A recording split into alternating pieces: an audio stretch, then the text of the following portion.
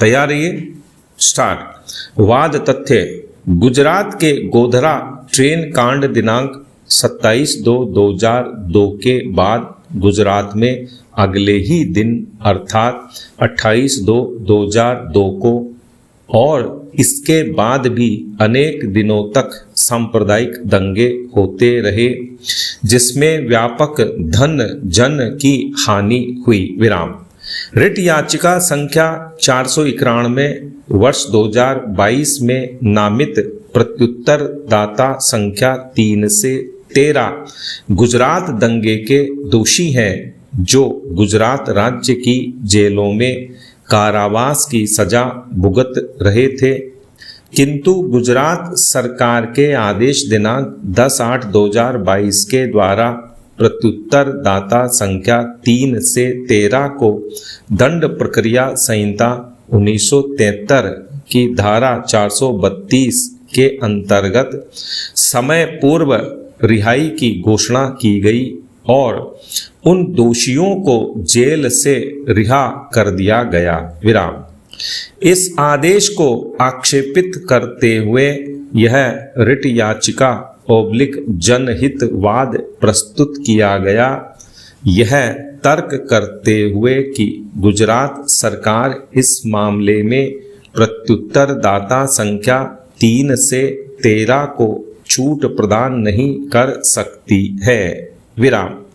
Writ याचिकाओं में उठाए गए तर्कों के आधार पर न्यायालय ने निर्धारण के लिए निम्न प्रश्न विरचित किए। पैरा 1। क्या रिट याचिका संख्या 491 वर्ष 2022 में उक्त दंगे के एक पीड़ित के द्वारा भारत के संविधान के अनुच्छेद 32 के अंतर्गत प्रस्तुत रिट याचिका पोषणीय होगी? विराम। 2। क्या गुजरात सरकार के द्वारा पारित आदेश दिनांक 10/8/2022 को आक्षेपित करते हुए जनहितवाद के रूप में रिट याचिका पोषणीय होगी? विराम। दंड प्रक्रिया संहिता की धारा 432 के अंतर्गत छूट प्रदान करने का विस्तार क्षेत्र एवं सीमाएं क्या हैं? विराम। 3। क्या गुजरात सरकार मामले में छूट संबंधी आदेश पारित करने में सक्षम थी? विराम। 4। क्या प्रत्युत्तर दाता गुजरात राज्य सरकार के द्वारा प्रत्युत्तर दाता संख्या 3 से 13 के पक्ष में पारित समय पूर्व रिहाई (छूट) संबंधी आदेश विधि के अनुसार है? विराम।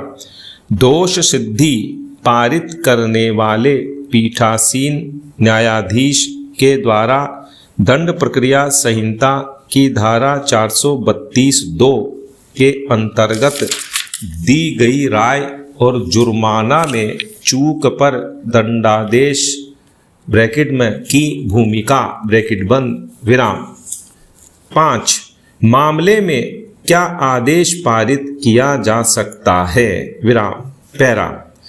मुख्य याचिका की याची उक्त दंगे की पीड़िता है, जिसमें न केवल उसके अपितु उसकी मां और परिवार की अन्य महिलाओं के साथ दंगाइयों के द्वारा सामूहिक बलात्कार किया गया था, अपितु उसके परिवार के सभी लोगों की हत्या कर दी गई थी। विराम। अतः उसने दंगा और उसके एवं उसके परिवार के साथ किए गए अपराधों के दोषियों की समय पूर्व रिहाई के आदेश दिनांक 10/8/2022 को इस रिट याचिका के माध्यम से चुनौती दी। विराम। घटना में अन्य पीड़ितों ने भी अलग अलग रिट याचिकाएं प्रस्तुत की। विराम। घटना में दर्ज प्रथम सूचना रिपोर्ट दिनांक 4/3/2002 में पुलिस द्वारा क्लोजर रिपोर्ट लगने के बाद याची की रिट याचिका ब्रैकेट में संख्या 118 वर्ष 2003 ब्रैकेट बंद पर उच्चतम न्यायालय ने मामले को रीओपन करके अन्वेषण करने हेतु सीबीआई को सौंप दिया। विराम।